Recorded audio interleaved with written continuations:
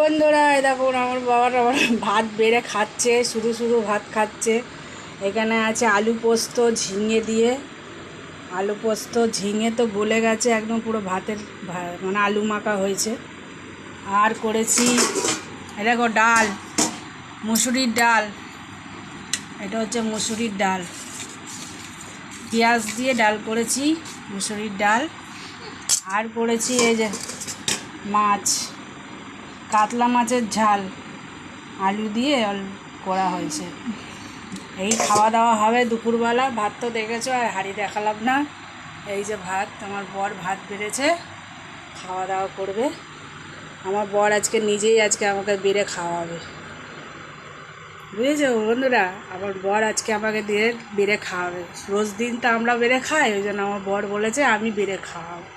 তোমরাও খাওয়া দাওয়া করে নাও বন্ধুরা, আমিও খাওয়া দাওয়া করে নিই।